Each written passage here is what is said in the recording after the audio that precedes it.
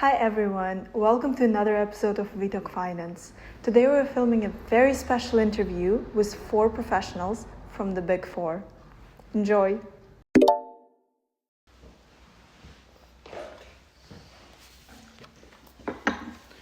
So, what are some technical or academic strengths that supported your application the most? Interesting. I think for myself it would be kind of the extracurricular activities that we did during our university, attending career events, but more importantly connecting with the recruiters from those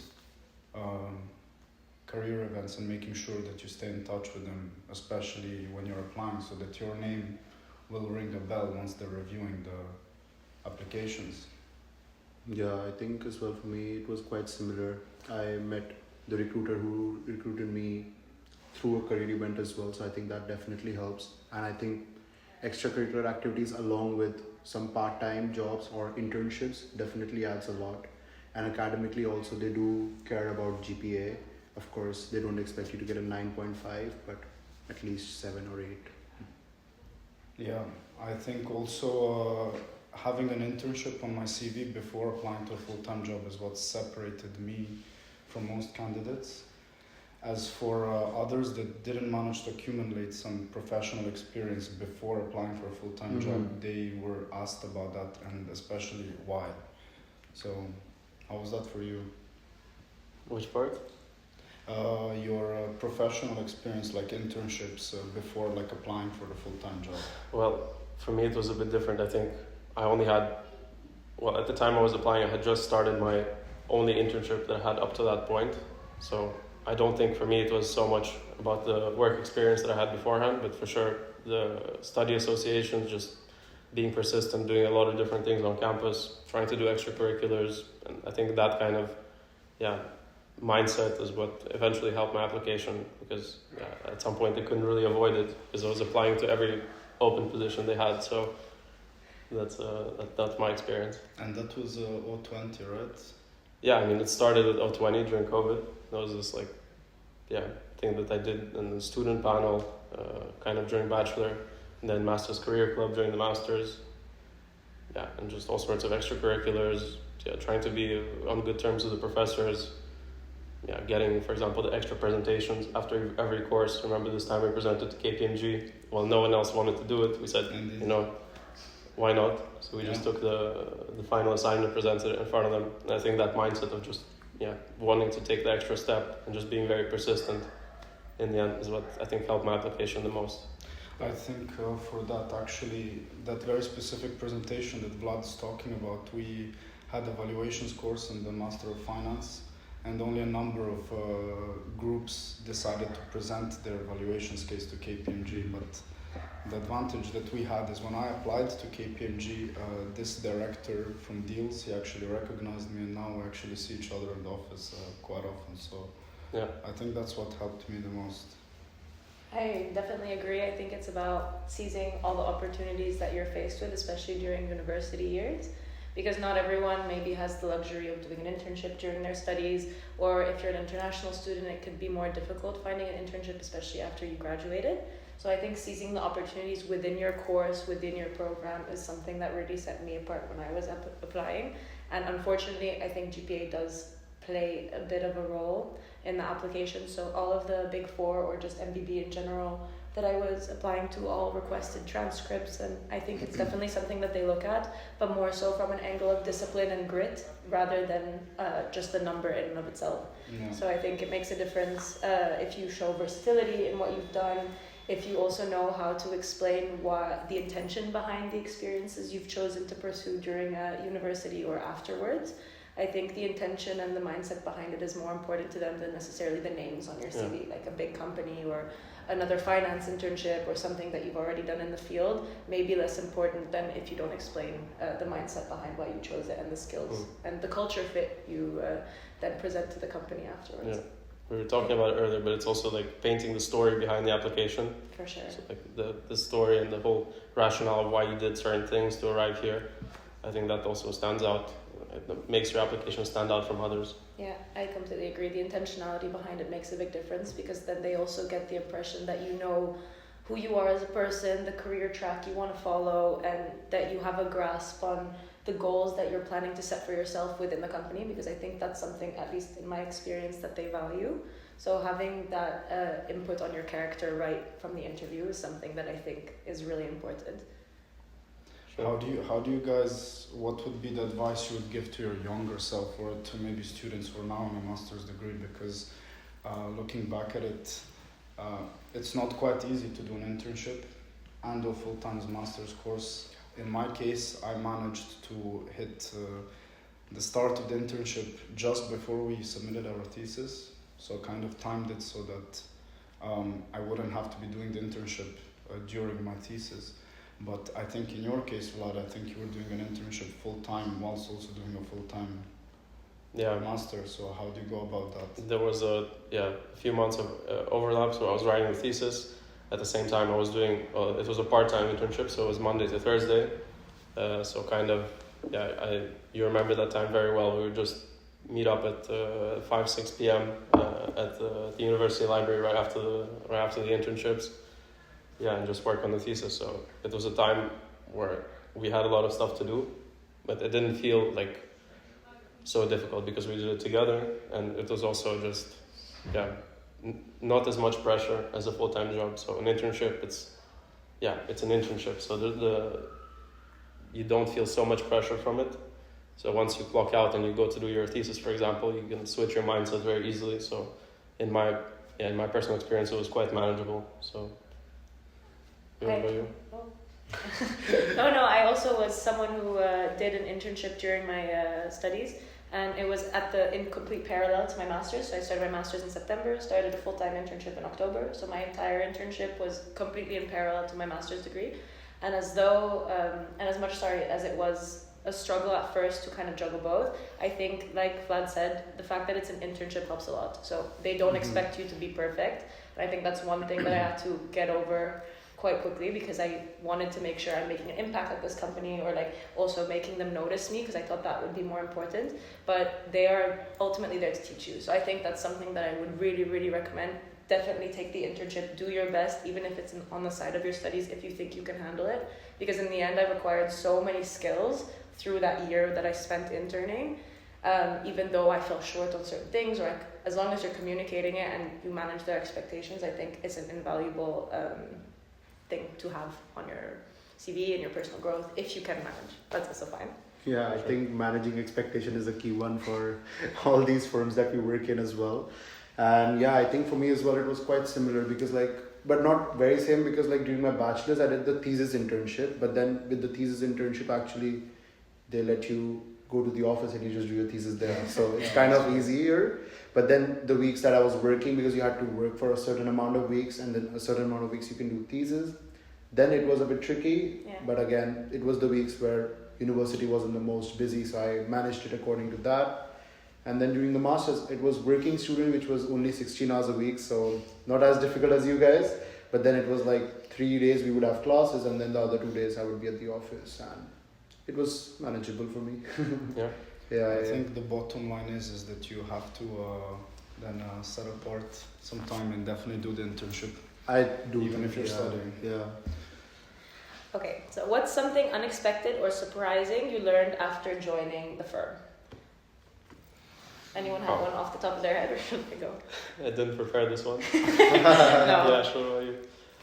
Maybe I think how important managing expectations is, as I think something I didn't realize that it would be that important. I was like, okay, I'm going to go do my thing and get out probably, but it's not like that. You have to really make sure that you keep telling the people what's going on in your mind, in the sense that, or where you are with your stuff, so that they don't be like, oh, this is not done, or this is done before, or just a mismatch. So I think, and then also with your plan within the firm or within the teams, because for me, I change a lot of, I do multiple clients, so I have different teams, and sometimes the timelines are clashing.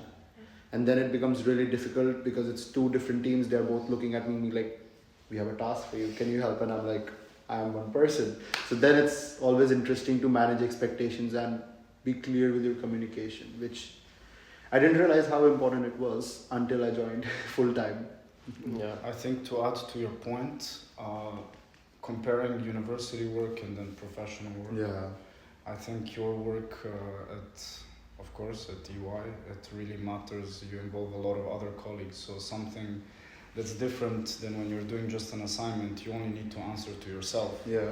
When do I need to do this? When do I need to submit this? But like you said, I think aligning with your colleagues when and what needs to be done by when, that was for me the biggest learning curve, because from university to the workplace, you switch from being kind of like a solo player into a team player. So your work is just a part of the puzzle that you need to give to somebody else, and then it needs to go on.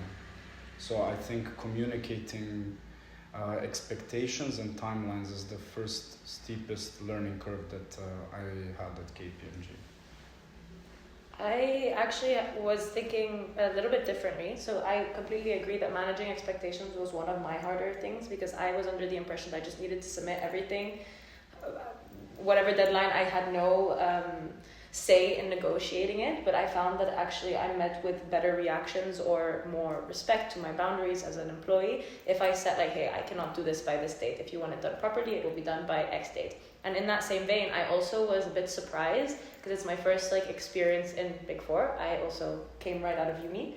So it was a bit surprising to see how I don't feel as much as a junior. So I was expecting to hear all these stories about these juniors doing these, I don't know, not dirty work, but in the sense the grunt work for these partners, and you don't see the light of day and they don't speak to you. And I really don't know why I had that impression of, oh my God, I'm going to be invisible. I'm going to do my work. I'm going to get out at 11 p.m. It's going to be awful, but also cool. But I actually feel at least at Deloitte or in my team, I'm very grateful to the fact that I feel there's a very good and open line of communication with the people that I find are in much higher positions. So I work, the nature of my role entails a bunch of different project teams, and I obviously through that work with a lot of directors and partners. And at first I was super intimidated by that, and I was like, okay, I do not have any place to speak right now or say anything of the sort, but I think they encourage that, and they also encourage you to speak on something you may have expertise in. I'm also one of the younger people at my firm, and though I thought that would be a disadvantage, I think sometimes they value a little bit of insight from this perspective, and I was not expecting that whatsoever. So it was a very nice surprise to see that was something that they welcomed in the corporate environment, because I wasn't expecting it. Yeah, I think to add to that, I also, when I first joined, I expected, of course a hierarchy does exist, but there's quite, the communication is quite level, for example, from a consultant to a partner level. So I've also been on projects where it's a partner, a senior manager, and I'm the only junior consultant on that project. So you kind of build a very nice rapport and some kind of informal relationship. So you don't really feel the layers of hierarchy, and I think maybe you guys can comment on it about at your workplace, but at my workplace it creates a very vibrant and relaxed atmosphere. I can almost at any time approach very senior functions in my team for advice or help. Honestly, sometimes even just we don't even talk about work. So That's great. I Sometimes. feel the same. Sometimes, most times.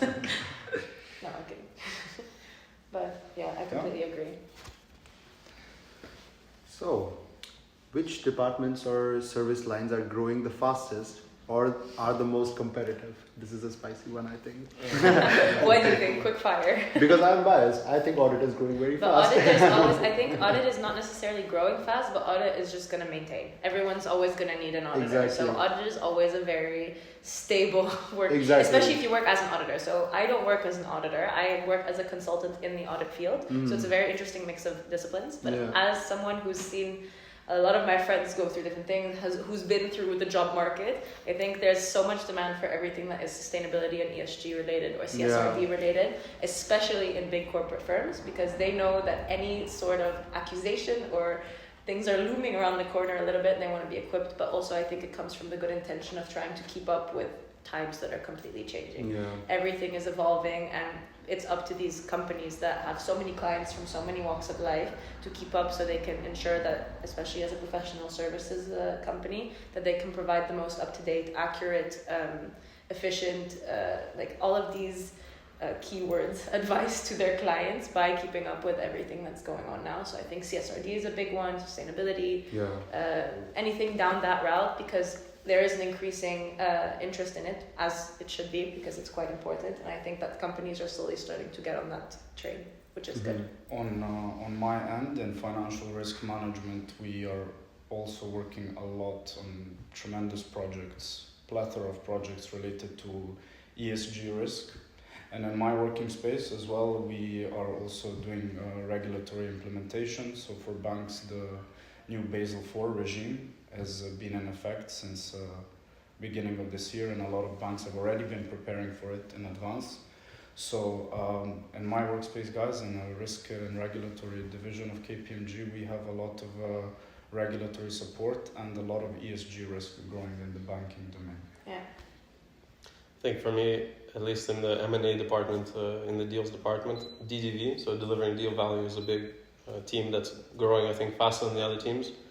What they do is post-deal integration work, so it's to do with implementing new cultures, merging two cultures. When, for example, there's a merger of two companies, how they go about implementing a new system that serves this new company as one instead of having two separate ones. So all of that work is, it's really picking up, because it's, I feel, a good mixture of operational work. So for those who are, who have industry experience or are more interested about, how it works within the company, and also a mix of taking a step back and looking at the numbers. So it's not only the number side. I think you see that even in finance, there is a growing kind of appetite for people who are in touch with the operational aspect of the company, not only understand the company from looking at the finances. Yeah. And of course ESG is as usual. Yeah, I mean, Audit is really also focusing on that. I think we're including so much more CSRD and ESG initiatives, even within the audit procedure and the transition between one auditor to the other. And it's a big thing that I'm also currently working on with so many different project teams, to implement a CSRD appointed, or to implement different practices from one company to another when there's like a transition between one auditor to the next. So I just think it's something that's growing, and there are actual roles that are going to be developed within all of our disciplines for it. Yeah.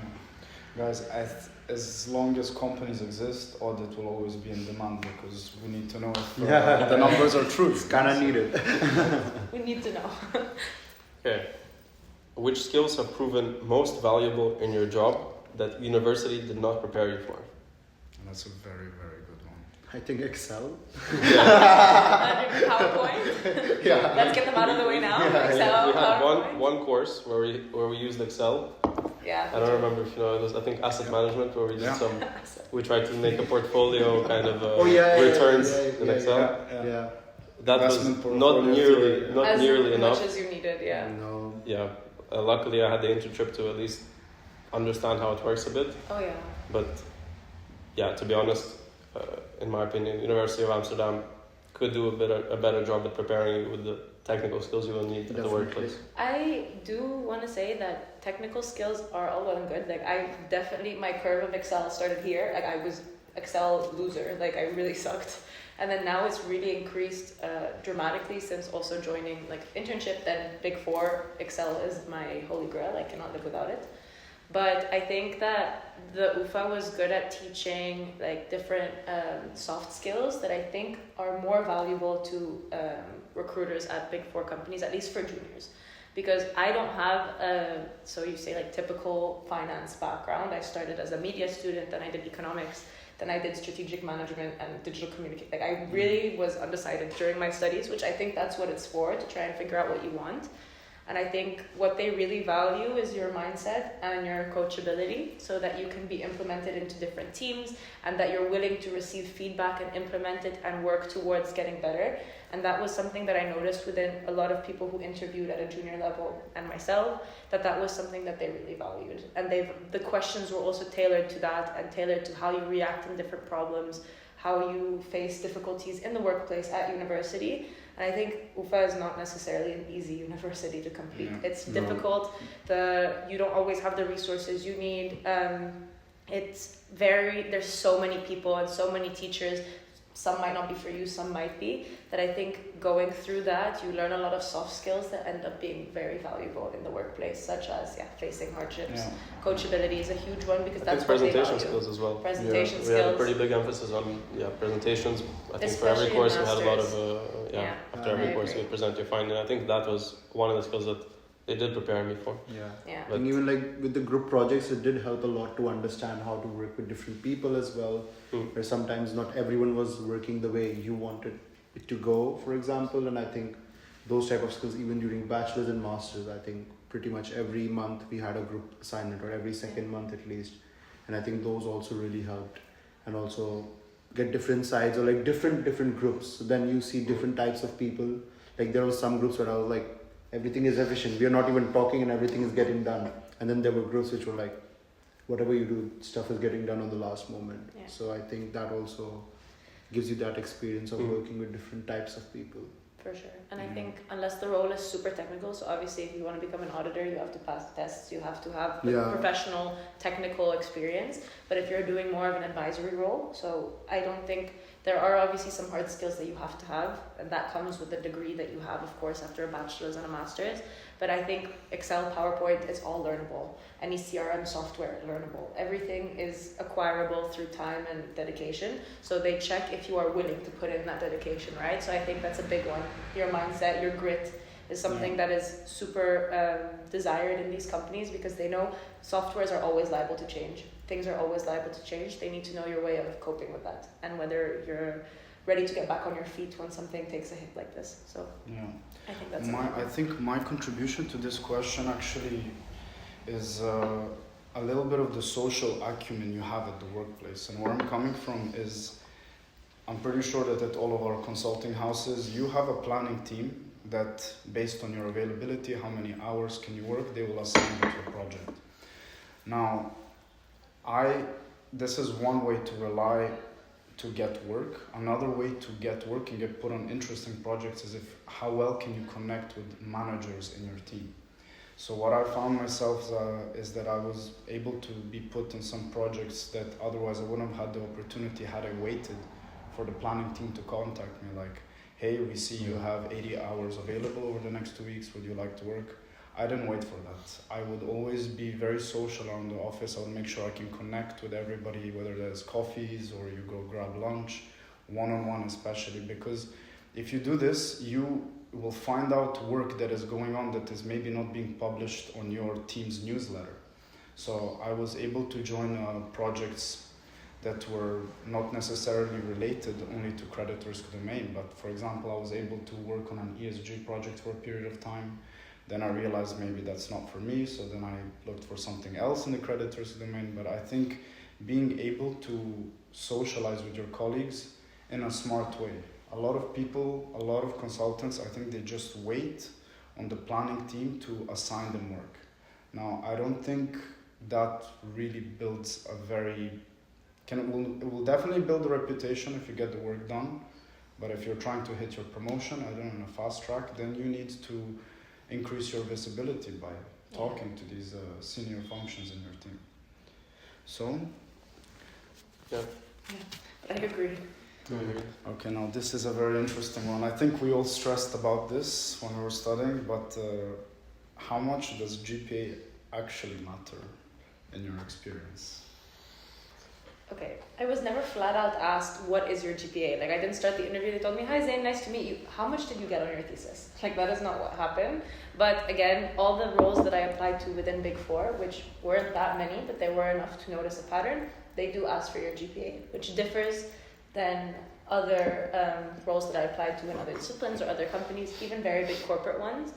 They still didn't necessarily ask for your transcript. But I think they are trying to get it's an application. You can't really get a grip on who someone is based on just a cover letter and a CV. So they're trying to assess you based on so many different factors. And unfortunately, GPA sometimes is one of them, because it tests whether you are GPA is not intelligence, but if you're hardworking enough to care about your GPA. They don't also ask for just a number, they ask for the transcript. So they can see also your improvement. They can see what you scored well in, which courses were more important to you. It gives them a bit of a grasp on who you are as a person before the interview. I don't think it stopped me from getting any interviews or helped me get interviews, because there are so many other factors that go into the application. However, I do believe that it is something that they use to get a sort of an understanding of who you are as a person prior to the interview. After you get the first interview, it's just you and yourself and your motivation. I think it's your grit, right? Yeah. Like if you don't get a good grade in a certain course and you want to, of course, improve that, how much you improve that grade from that point onwards shows how much time you've invested in that specific subject. So my experience is kind of similar to yours. I've never had somebody directly ask me, what is your GPA? And to be honest, in fact, I was never asked about my GPA, not in a single interview, but I do have a feeling that when you do submit your application, the person who's screening your CV and your transcripts, they definitely notice it. So I think I would definitely say do focus on your GPA. However, sometimes you have courses where you hate them with your life and you're just hoping for 5.5. But in general, I would focus on trying to score good grades on each course, because definitely somebody is looking at that metric, and it does tell a lot about your ability to put effort into something that you might not be good at. I think, for me, GPA matters because in the first place, it's something that you do for yourself, right? So if you, Point blank. if you're essentially in the first place trying to show to yourself that you can apply yourself to something, regardless of whether you enjoy it or not, because you're not going to enjoy every single task that you do at work, as we've seen. And you also kind of need to prove to yourself that, I can be a hard worker and I can achieve something. And that mindset is going to translate directly to how you work. And in my opinion, that's like on your personal side. I also had a conversation recently with a partner from DNA, from M&A Deals, Martin Kerkhoff.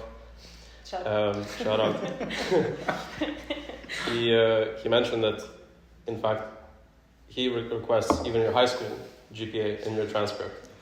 Yeah. And X-Files. To see your consistency as well. It's kind of to just see, they're looking to see the trend, but they also want to see, even if you didn't stand out in your masters, which may have been difficult, maybe in high school you were, top performer, and then it gives them something to actually, to ask you about in the interview, but also gives them a better idea of who you are as a person. They're not looking for a reason not to hire you. I think they request these things as a reason to find something in your application to then maybe give them a reason to bring you to the interview. Exactly. So if anything, I don't think it hurts you to focus on I it. agree. I was going to say it's maybe not something that'll be a sure miss if you don't put, but I think it's definitely a differentiator. They get so many CVs and so many AI scanners now as well. People scan through over 100 CVs, especially for these big four firms. So having a good transcript or a strong, not even amazing like 9s and 10s across the board, but having a consistent show of effort over 3-4 years of higher education is a really good way for them to be like, this guy or this girl looks like a sure bet, because they can maintain consistency over an extended period of time. Like Vlad said, I think that's a really good point. I also think one thing that they did ask me about was my thesis. So if you have your thesis in your, obviously if you attach your transcript, it's going to be there, but my thesis topics, if they're pertinent to what you're applying to, is definitely worth adding. So I don't know, Vlad, if you wrote your thesis on M&A and you're applying to M&A, obviously it would be nice to put it there. But just an example. But I feel like they asked about my thesis, my 2 theses, like bachelor's and master's, and I also got decent grades on those. So it's also a nice conversation starter. So they can use that to differentiate you from other candidates who maybe haven't provided this information about themselves. Yeah, I think GPA for me also is also a sense of personal achievement. Of course, I think it just, makes you feel more confident when you are sitting in an interview that I am a person who's not just getting the average grades, if I get good grades.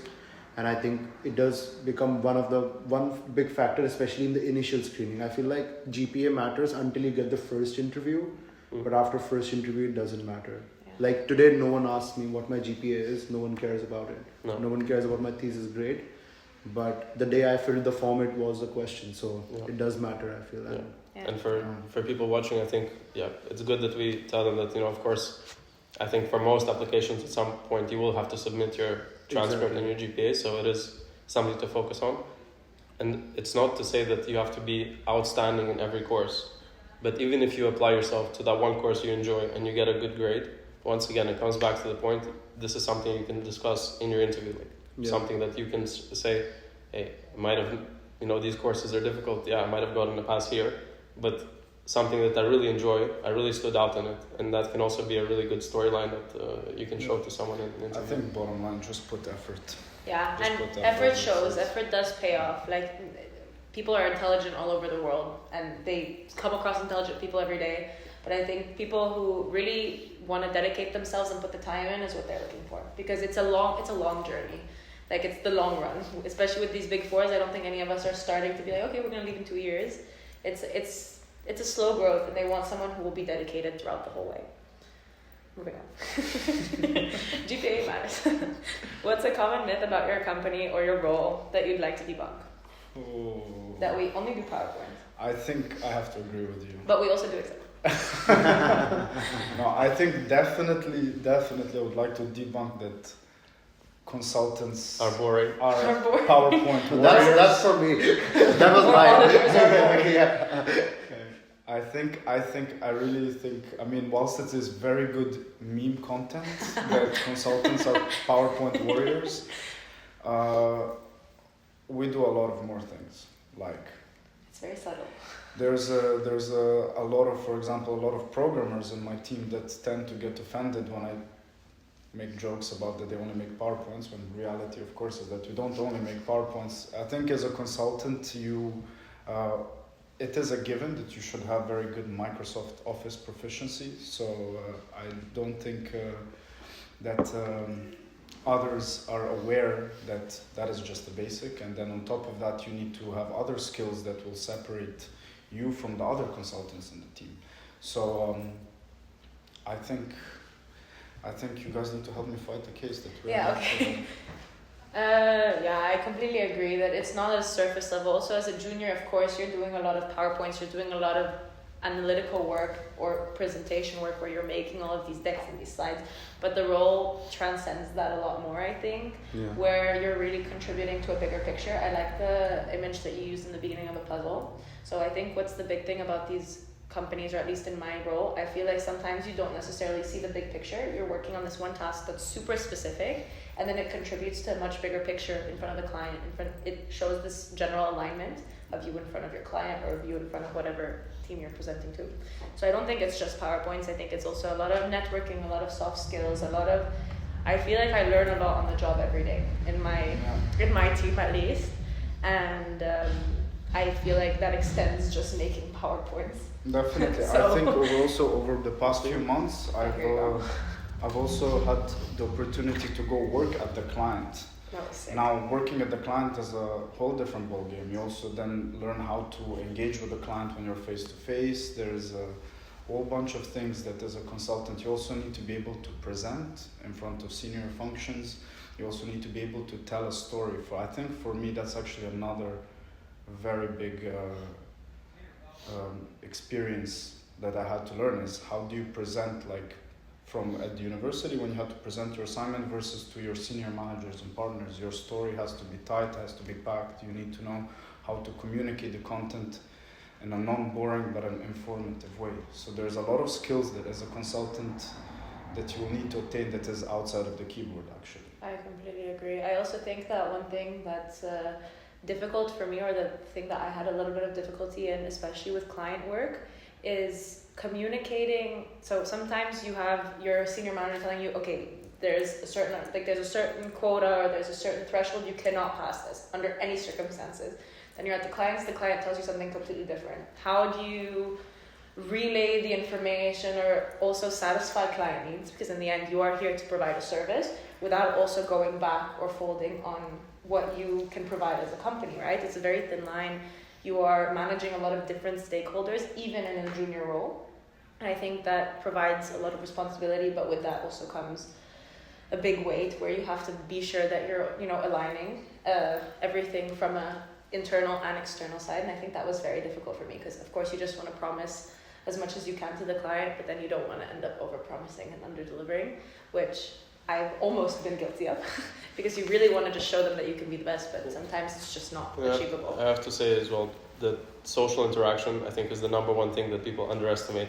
How much there is, it's how much social interaction is part of our work. So you may think it's just looking at your laptop. Sure, it's that for half of the time, but the other half of the time, it's talking to everyone at the office. Yeah. You have to be visible. You have to discuss things with your colleagues. You have to ask for advice. You have to ask for feedback.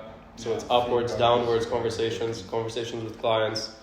You have to be prepared for. And it's all very subtle as well. It's not like they prepare you in advance, but okay, you have to say this to this person, or keep in mind this when you're speaking to this role. It's all things that you acquire over time and you learn over time. But I think that people don't, not say give us enough credit. Like, we're not saving lives. Everyone says this. We're not saving lives. We're not working in the mines. Everything is fine. But I feel like there is a lot of subtleties in the role that go under the radar when it's just making PowerPoints that I feel like I learn from every single day. And socializing in the general term of the word, but also having these interactions with so many different people, and you have to adapt to them, is a huge skill that I think I've learned. And it's difficult. It takes energy and brain power. What do we have next? So now it's about the personal qualities. So it's like, what personal qualities or experiences helped you stand out during the recruitment process? I think for me it was about also how you can maintain a conversation. Because for me, none of my interviews have ever been like very strict, question 1, question 2, question 3. But they've been like, they asked you one question, then we went into a topic, and then we're just having a conversation, and I realized 30 minutes in, oh, I'm still in an interview, and I just forgot about that, and we're just having a conversation. But it is quite a work-related conversation, and it's just about how you can keep up with the conversation, and even if you need to be aware. I think that's very important, where what's going on around you, because I was having an interview and they just mentioned, oh, this bank did this, and then we were talking, and I didn't know everything about that, or pretty much nothing, I would say, to be honest now, but I had to wing it. But then you have to know how to wing it so that the other person doesn't really realize that you didn't know about it, but you have to just say some things, or know, or have that social skill in you to get through that question, or move the topic around so you get to somewhere what you know about. Yeah, exactly. So I think that how to lead a conversation, or you usually don't have to lead a conversation in an interview, but keep up and drive it in a way that you are still in control of it, is I think a very key personal quality needed in a recruitment I think process. confidence speaks, So I think for myself, I'm maybe a little bit, if we talk about interviews, I'm a little bit on the other side of the coin. For me, in preparation for any interviews, I would make sure I'm very well informed before that interview. So not to say that I haven't winged stuff before, I definitely winged stuff before, but I think you're confident if you're competent, and you're competent if you read before, if you get information prior. So I think one skill that actually I think that we attained in the master is that we always prepared very well ahead of everything, so that when you're even met with a question in the exam, you can think of 3 different answers on the spot. Now for the interview, it was even more intense. I had to make sure that I even had 6 different answers on the spot, because a question can be one version, and then they can definitely give a part B to that question. So I think preparing in advance is definitely one of the skills. Personal quality. Yeah, personal qualities. I think a big personal quality, like really a personal quality that they value, or that helped me, at least in the recruitment process, is first of all curiosity. So I also asked a lot of questions back, and that showed at least certain interest to the role, which I think is something that they really do value, that it's not just, you're not just here answering a bunch of questions, but you actually genuinely have curiosity for what these people do and what the company as a whole can offer you and what you can offer them. So curiosity really did get me a long way. And also creative problem solving. So I think, at least in all of our cases, I think we had cases for our interviews, like at least at some stage in the interview. And one thing that I found was really helpful is not necessarily reaching the answer. Obviously, there are so many different ways you can get to the answer, right? They want to see how you're going to face a problem. So asking the correct questions, or don't be afraid to not reach the correct textbook answer of your case if you're applying to a Big Four. But more so, voice your thought process, guide them, and be straightforward about how you are reaching the solution, because then they will be like, oh, they didn't find the quick math answer of this question, but I can see their thought process, and that's already super well developed, structured. They really look for structure in your arguments. We were talking with Vlad earlier about just the interview process, and I think being structured in your thoughts, which maybe I'm not doing very well now, but structured in your thoughts in the interview and taking a moment to pause and regroup if there's anything you don't know. But being structured and straightforward is something that helped me quite a lot during the interview. And if you don't know the answer to a question, yes, wing it, but also don't try and answer a different question to make it look like, because they will see right through that. They will be like, yeah, that wasn't the question we asked, you're trying to evade. Don't evade. You can wing it, but smartly. Embrace, don't evade. Ask questions. If there's something you don't know, you can say, hey, I don't know about this. I know about these surrounding topics, but this specifically, I don't know. Yeah. Worst case scenario. But I would add two things for the recruitment process as a whole. I think there's, for every one of these companies, a lot of applicants. And what really helped me, and what I noticed also helped others, is that you need to be coming in there with a positive mindset and try to connect with them also on a personal level. So oftentimes people come very well prepared and ask a lot of questions, but they miss the personal connection. Yeah. And they're not able to kind of break that ice with the with whatever it is, recruiters, potential future colleagues. You also have to build a relationship with them from the start. yeah. And I think that's what helped me. I always went out of my way to try to have a genuine conversation with them, you know, make a joke here and there. You know, just try to stand out. Don't be the classic candidate. Yeah. Try to stand out a little bit. Be yourself. Because if you try to be quiet and just ask the questions that everyone else is going to ask, I'm afraid you're just going to get lost in one of the, in the 30 applicants that don't make it. And also, I think knowing how to make a conversation and being persistent. Yeah, send a message on LinkedIn too. And- I did that for all of my interviews. I sent a message on LinkedIn. Thank you so much. It was really interesting. Even if for whatever reason I don't get the role, I would love to stay in touch. Let's grab a coffee.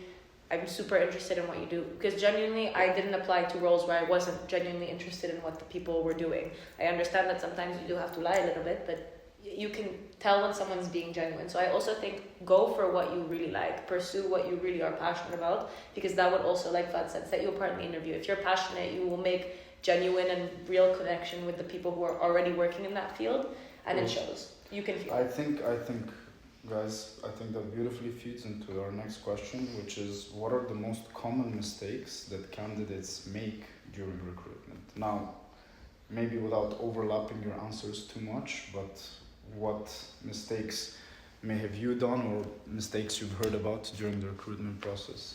I think what at least I've experienced, so I'll first start with what I've seen recently. So I was helping to do some interviews for the Deals traineeship. And it's kind of different seeing it on the other side. So when you're the interviewer, you don't really notice all the mistakes that you make as a candidate. But then when you're on the other side and you're watching someone, I think the number one thing that stands out is a structured thought process. So being organized in your thoughts. And I think they use the STAR method. So it's situation, task, whatever. So make an example. situation, task, you know it. The other two. Yeah. You know what I mean. You have to make an example. Research STAR method. Research. Put it on the screen. Yeah. You have to come in. You have to come in with an example. So don't just start. Yeah, I'm sorry, but rambling about all the experiences you've had. Everyone in the interview has a lot of things to say. I think what makes a good candidate stand out from the other candidates is having a structured process of thinking and giving examples to substantiate what you're trying to say, and also having a point, not just saying things for the sake of saying things, but trying to make a story. And this is why I'm telling you this. This is the example of how I gained this experience, and this is how it can be valuable to me in this future role. Yash, in your experience? I think also what is very important is that you don't just agree to your interviewer on everything, because sometimes people just to have this tendency, or everyone has the tendency that if someone is interviewing, you'll tend to agree with them or be like, yeah, I agree, you're right, I also think the same. Or like always be that, yeah, what you think is what I think. That's, I think, not the best approach in an interview where, yes, you should not just be sitting there and going against them or saying stuff opposite to what they say, but also put your point. It adds up to what you also said, Vlad, like that you put your point of view, that it's not necessary that that's the right point of view. Even you might be making a stupid comment there, which is actually totally wrong in the practice of the business. But then it is your point of view. So it does show that you are confident enough to put your view in front of the people, even if it's not right. So I think that's very important. It reflects your confidence. And a lot of times people keep going, I agree with you, just to get their... Give me the job. Yeah. Like it's a bit of, like it's also feeds into the whole thing with people tend to flatter people when they are outside the interview, just having a coffee or something. They'll start like, oh my god, this is the coolest thing ever. But it doesn't have to be, or you don't have to say that. Actually, in fact, the people who don't do that are the ones that stand out. Exactly. I think one thing that I noticed that I used to make in earlier interviews, like a mistake that I definitely made, especially when I was applying for internships actually, was a lot of the times interviewers start with, tell me about yourself. Don't say that you had 3 cats and you lived in I don't know where, and like well, you can, but that's not the point of that question. I think there are certain questions that seem maybe easy questions, or like, oh yeah, okay, this is just fun, I'm just gonna introduce myself. But these questions also show if you can filter, like Vlad said, the information that you have about yourself. Let's say you have a huge bucket of information, and then you have to choose and cherry pick which ones are gonna give your interview value. So when they say tell me about yourself, you can give some, make it personal, but then ultimately you want to get to what about yourself brought you to this interview today. What about yourself makes you suited for this role based on the fun facts about yourself that you're sharing in the interview. I think this is something that I completely fell for when I was just starting. Like, so I have 2 brothers. I speak you really want to tailor that section, the About You section, to show that you are a fit for this, even on a personal standard. And I think that's something that you don't necessarily know. I mean, I didn't. You maybe did, but I do not. Now you do. I think the last thing for that question about mistakes during the recruitment process, especially in the interviews, make sure to ask questions at the end of the interview. Oh, always. When they ask you, do you have any questions, and you say no, you have pretty much shot yourself in the foot. You can forget about the application. You asking questions at the end, and also depending on the quality of the question, will separate you from the rest. It is immediately going to give them the signal on your critical thinking. For sure. It's not necessarily about swapping the power dynamic, but essentially they're giving an opportunity to see, can you use this time efficiently and effectively to extract information you need for yourself. And I think it's just a moment to show that you have done research on the company and the role. Because if you ask something very niche or very specific to the role, they'll be like, okay, this guy or this girl has done their homework. I think that's also what I would do sometimes, is like I would ask one very general question and one very like role specific question, so it's more like surface level but also shows some research at the same time. Definitely. Guys, I think you're gonna love this question. I have no answer to it. So if KPMG, EY, PwC and Deloitte were a person, how would you describe their personality? I think Vlad, you should definitely. I don't think Vlad has an answer based on how he's looking at us right now. You're like looking at us He's with like, hope. Let me think about my answer. It would just be us, duh. No. So. I don't know. I've never really thought about it that way, to be honest. I think maybe a good starting point to think about it is think about the leadership at your firm, because essentially they're the ones who are shaping the brand. So I think maybe if you look at your partners, directors, I think that's where I would start. Yeah, that's a good way to start, because I'm thinking of my leadership and I think they're like, the fun uncle that's trying to be a bit young, but also they kind of miss the mark sometimes, but they mean really well, and they have a really good community of people around them. I think one thing I love about my company is that the community in it is really nice. They really foster connectivity between people. We have so many really interesting events, whether intellectual ones or like networking ones or more fun ones, like parties. We had a festival the other day. Oh, yeah? It was super nice. So I think these things are really important. I feel like it would be like, very warm, fun uncle who hosts a lot of things and really like, he's trying, he's taking those initiatives to stay current with the time. Sometimes they miss the mark a little bit, but it's okay. very slick backed hair, you know. Yeah, a lot of gel. A lot of gel. Well, actually, White sneakers. yeah. Like So I think for KPMG, the way I would see it is sometimes like a parental figure, very, very encouraging, very supportive.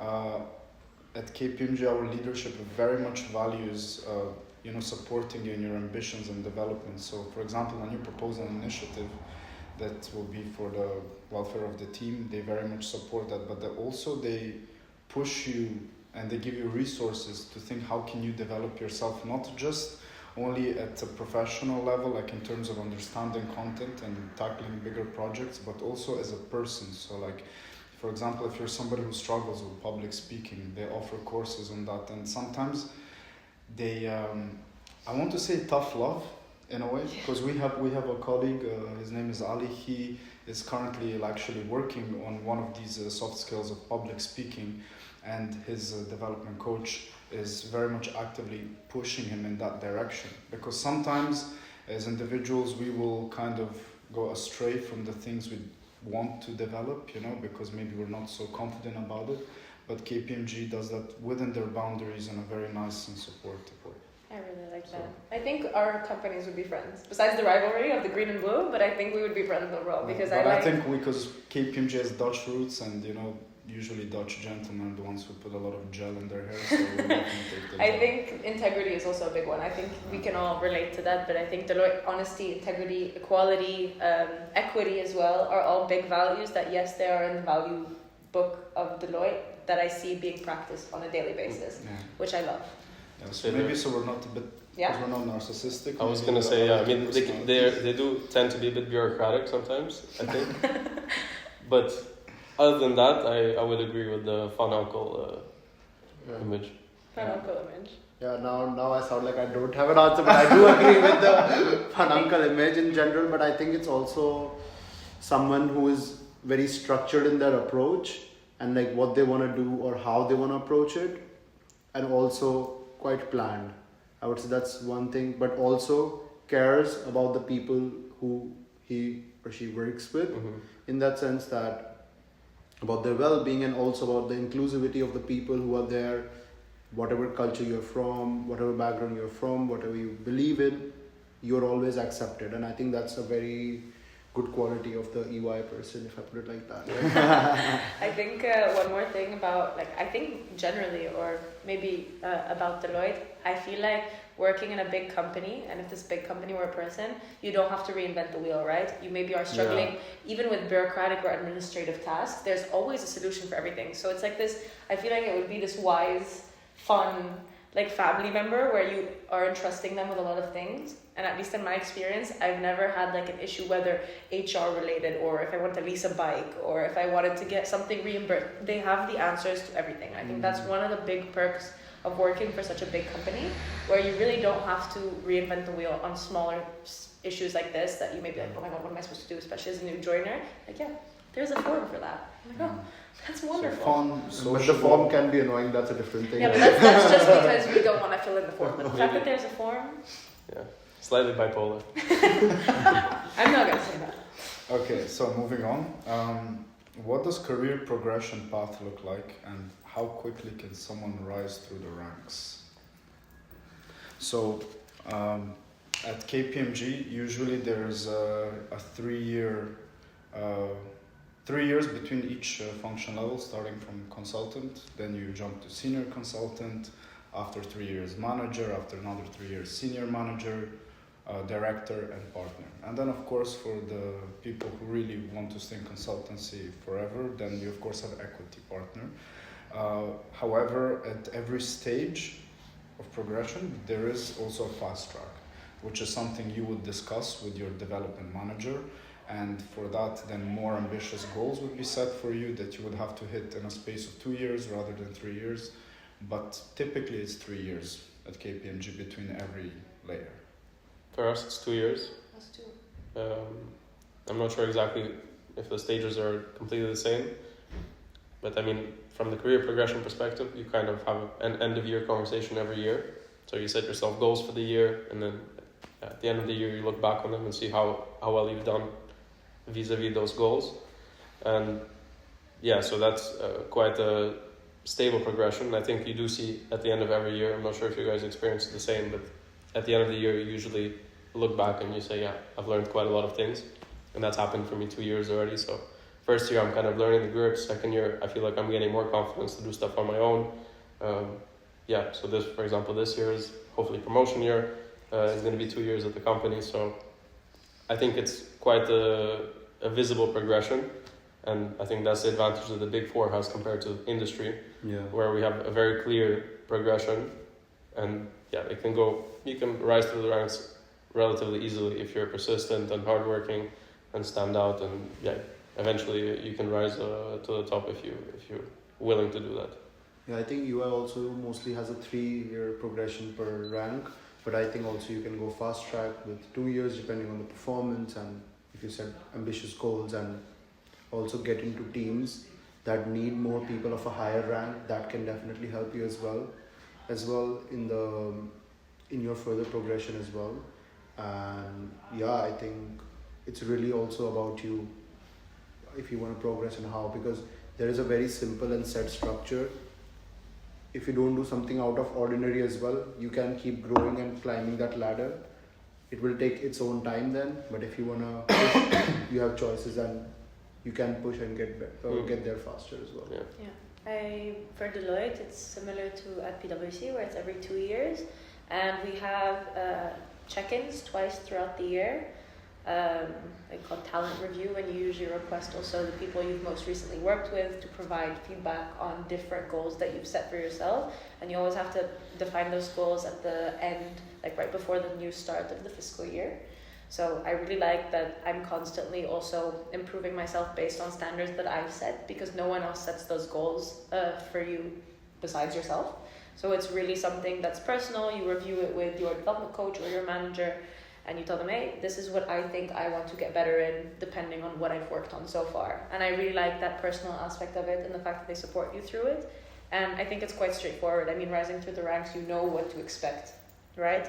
But I do think that one thing that maybe I also didn't know, and I know some of my coworkers also didn't know, is that there's obviously a certain budget for promotions allocated every year.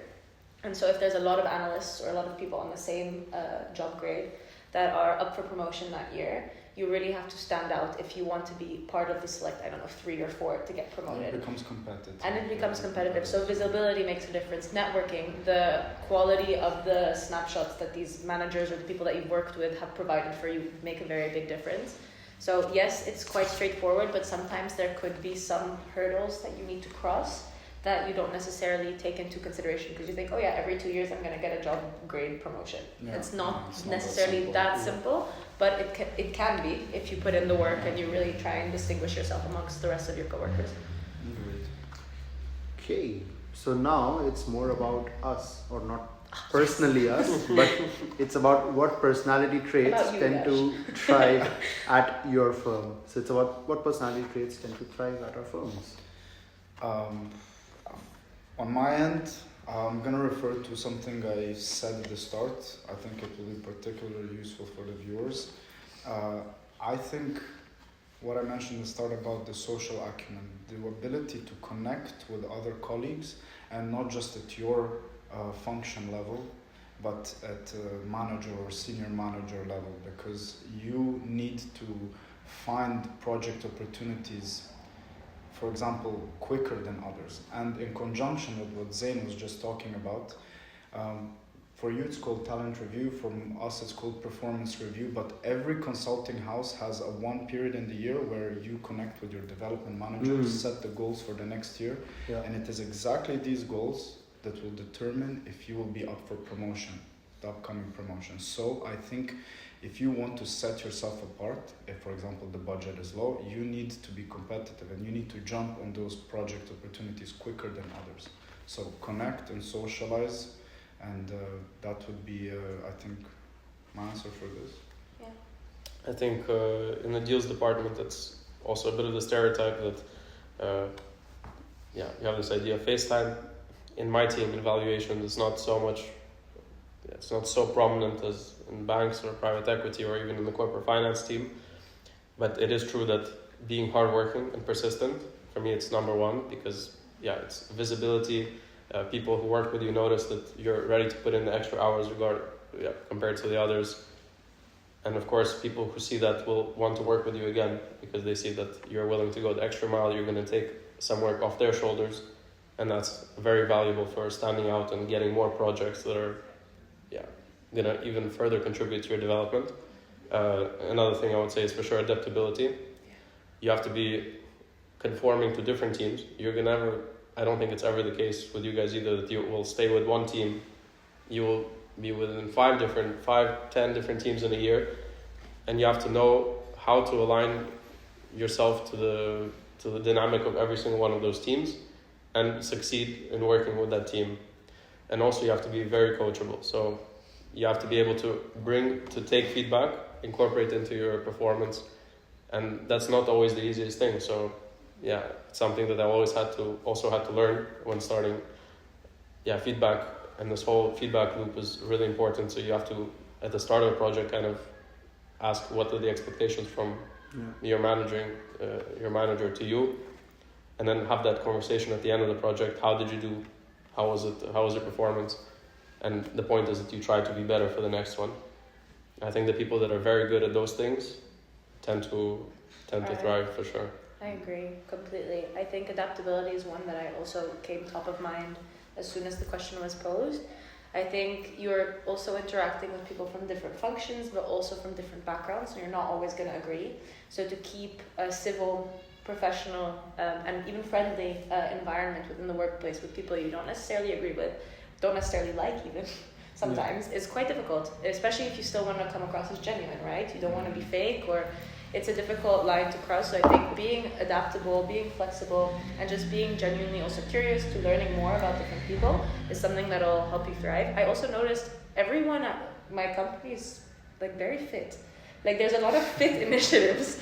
So I feel I think that's because it brings people together, right? So I think not necessarily extrovertedness, but the desire to connect with people is something that definitely tends to thrive. There are different communities, run clubs, padel tournaments. I think people find community within sports and hobbies. So I think people who have that desire to connect with people will definitely thrive working at Deloitte, because you will find a place for you wherever. There's so many different communities, initiatives. There is, if you want to learn Dutch, it's there. If you want to learn a different language, if you want to better yourself at, biking across soundboards, there was some people who But to fortify your point, I very much agree, because I see this in my team, and they like to call them the glue people. So people that organize initiatives that actually brings the rest of the team closer. So actually a colleague of mine and I, we started this FRM sporting activity where once a month we organize a sport. Typically it's football or padel, for colleagues to get together and play once a month. So I think that kind of also creates a community, and people that come attend this event on a Wednesday, the next day on a Thursday, everybody's chatting about it, and when is the next one. So I think that reinforces your point of having a good community and social environment. Being open-minded, I think, to activities in general, because I've never played certain things that they want to play, or tried certain cuisines, or I don't know, but being open to having new experiences also helps, because then you can connect with people you never thought to connect with. I think you guys pretty much covered everything. I don't really There's not that much. You don't need a lot of personality anyways. You can just get through it anyways. No, I'm kidding. That was good. No, you need to be someone who brings the team together. I think that is really something people appreciate. That you just bring a fun vibe to the group. Even at the lunch table, if you make 2 jokes, people appreciate that, just because you are bringing people together, and then just bring up a conversation like that. So those things matter. I think there could be a whole nother episode on what kind of jokes to make. Maybe, or jokes not to make. Not to make, one would be nice. Because sometimes it's quite informal, but let's... Yeah. Okay, so the next question we have is, from submitting your CV to signing the contract, how long did it take? In my experience, everything in total, including the interviews and the call to say that I got the job, was about 3 weeks. I think for me it was 4 or 5 months. What? Yeah. Sorry. But I think also for me it was... I was a traineeship. Yeah, it was a Ah, traineeship okay. application. So we had first the CV, then we had an online assessment, then in-person, in-house day with an interview. Then after a few weeks we got invited to the business course. That was 3 days of cases and interviews. And then I had to wait another few weeks and a month to hear back how I did there. And then we were invited to another interview with the partner. Oh, you really deserve this job then. Kind of, yeah. So I think all in all, the whole process took about 4 months from submitting my CV. But also mind you that was at the in-house day before submitting my CV. So in my head, this process lasted half a year. So it was really something that was on my mind for a long time. So thank God. Yeah, I think it's good that Vlad gave context. In my case, I entered my full-time position through an internship. So and it took 3 weeks, but then after the internship of 3 months, the company asked you, did you like the job? Did you like us? We like you. Would you like to stay? So I didn't really have transition. My transition was extremely smooth from internship to full-time. It was just a matter of signing another document. So for me, it is kind of from the internship perspective. Yeah. Oh no, I'm a bit in between. So I came in from the external route, and it was a full-time position. So it wasn't a traineeship and it wasn't internal. I just saw the position open on the Deloitte website. I was like, oh, this looks interesting. I applied. I heard back quite quickly, but I had to do an online assessment first. Online assessment, a few days later, they sent me a message to schedule an interview. We scheduled the first interview. After that, they say, okay, we'll get back to you in a few days. They did. It was all quite efficient, and even though it took, I think overall it took a couple of months, a little bit under a couple of months, from sending my CV to getting the call, hello, you got the job. I think it took a month and a half. Yeah. And I think what I did appreciate was that it was very transparent. So they did tell me at every step of the way how long it was going to take. If it was taking longer, they did send me a message. So though it can be a bit of a longer process, like a month and a half between interviews and stuff, I had 3 interviews total. And yeah, they were very communicative. And then I was also supposed to start a few months after. So I interviewed in December, and I was only starting in February. And it was all very smooth, and they signed my contract, they did my papers. It was really, because I'm not EU, so it was very smooth, and they were very supportive in that. I think that's something we should know, because a lot of the people here are international students and necessarily don't have the privilege of just being able to work immediately. Visa was not an issue at all. They asked, when they offered me the job, hey, you got the job, do you, by the way, need sponsorship? I was like, oh yeah, I do. Yes, please. I was like, yes, please. And they're like, yeah, okay, that's no problem. Because usually for a lot of companies, they ask you in the beginning and veto you out if you need sponsorship. I didn't tell anyone I had a Russian passport until the first day of the job. I came to the office with my Russian passport, and they were just taking photocopies of the passports. Okay. And I came over and just gave them my non-EU passport. And I'm like, oh, okay. You need a visa. No, but we had Were set you it on up. your search sheet?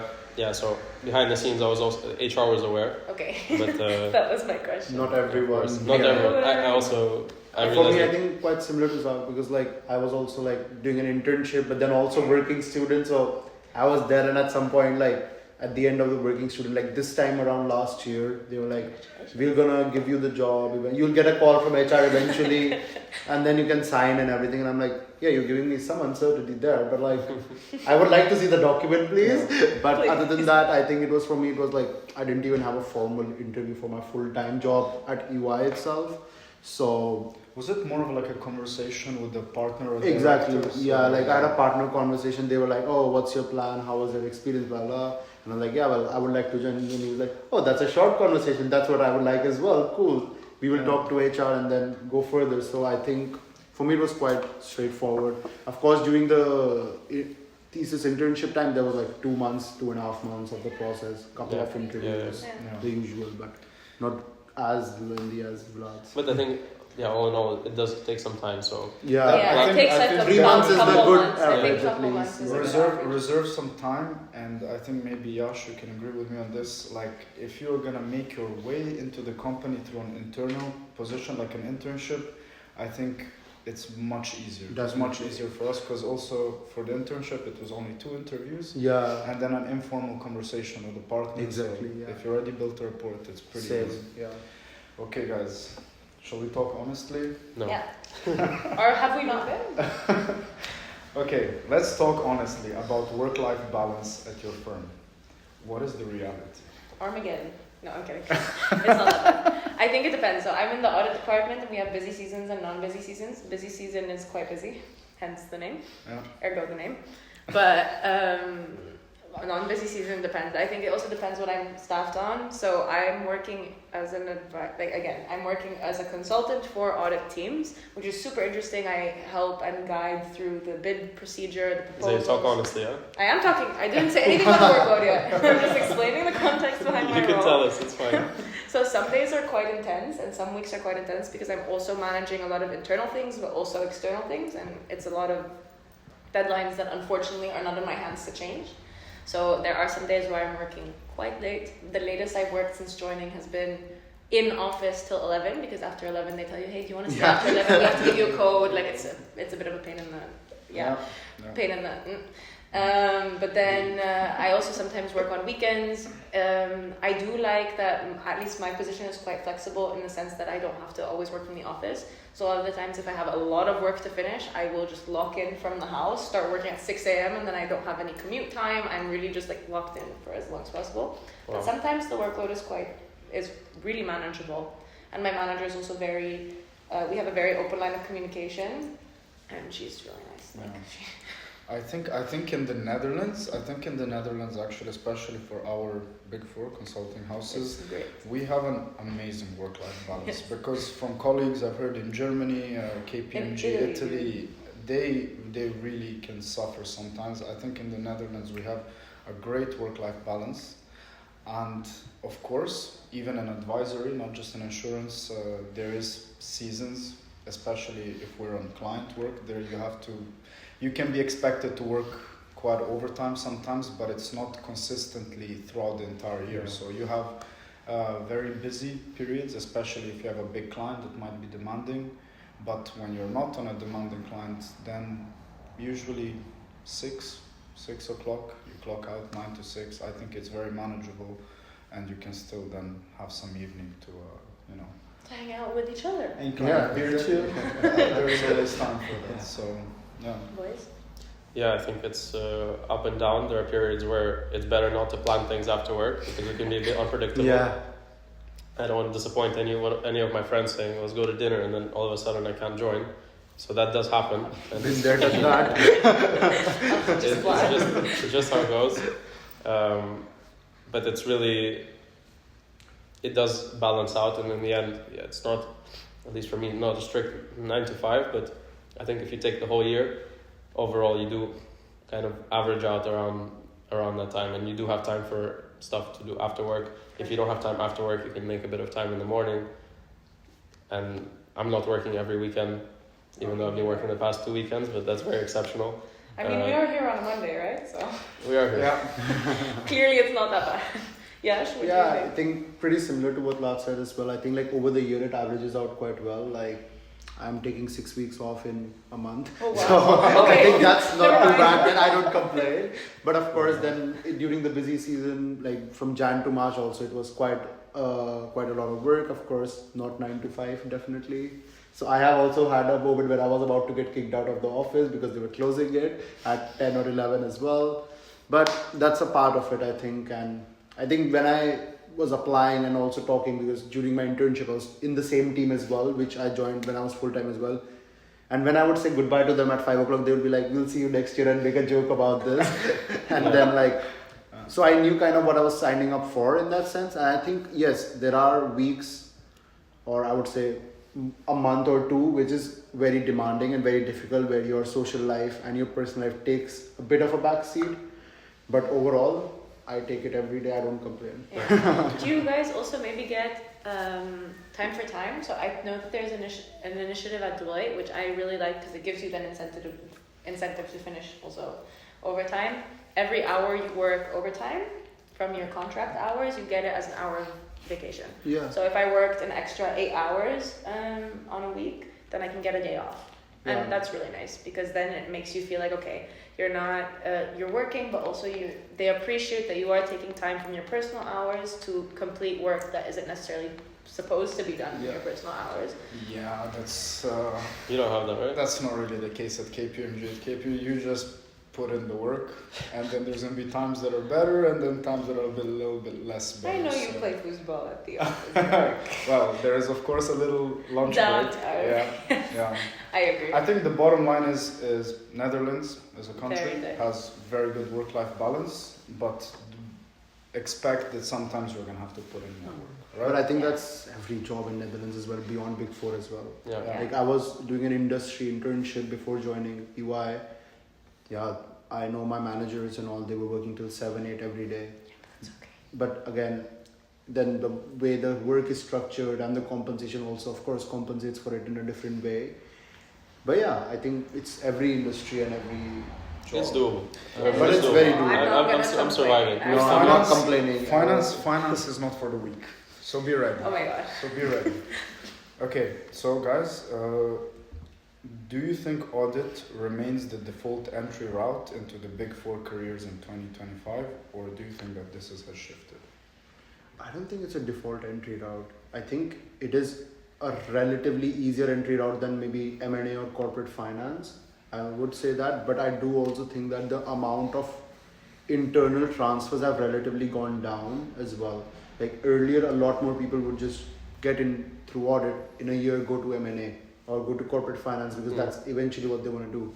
But I think the world or like the market has also shifted a lot in that sense, and with the vacancies and stuff, I don't think it's that easy now in these companies to switch or get out of audit and move to another M&A or corporate finance department, because in the market auditors have a high demand right now, and that's why companies are not really okay with the existing ones also to go to other departments, because they're like, we are already trying to get more and we're going to lose the ones we already have. So I think audit is also something, we spoke briefly on this at the beginning of the interview, where it's something that's always going to remain in demand because it's a service that's not going to easily be replaced. yeah, It won't be. It won't be. So I think that's also something to keep in mind why people like to go through that route. But I also do think audit requires more hard skills than a more advisory job. So I know more people in my personal circle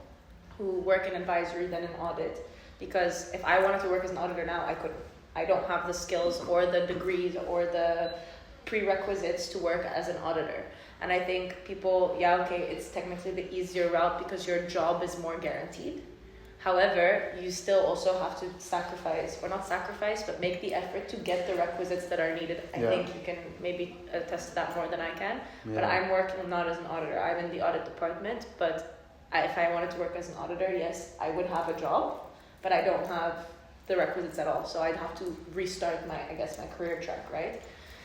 So I don't think it's necessarily the default entry route. It's one that's guaranteed more than, or easier, I guess, to get into if you have the background, but not everyone has the background. and also you need to have the endurance and like just the soft or technical, a mix of both of those skills to do it on an everyday basis, because yes, it can It's be repetitive, monotonous. right? Like it can be monotonous on some days, but then on other days it is not. That's what I'm in for. So I think it is monotonous, but also not. But at the end of the day, there is going to be repetitive stuff. So you have to do some repetitive stuff. Yeah, I think it's university is the default entry route to Big Four career, right? And Yeah. audit is just a way you can get into another job. It does prepare you with some technical skills. You learn a lot about different companies, different industries. But it's just one of the paths. And I think I understand what you said. I have a lot of colleagues who are coming from audit to work in the M&A deals practice. Yeah. I'm not sure. I don't know the trend of whether that's slowing down, but I do know that there is a lot of that transition happening. So for someone who's maybe, a bit coming in with a bit less experience, and he realizes or she realizes that they're less likely to get into that corporate finance job or private equity job straight away, it may sometimes be a good idea to go into audit, get that experience, then jump to something else after. Yeah.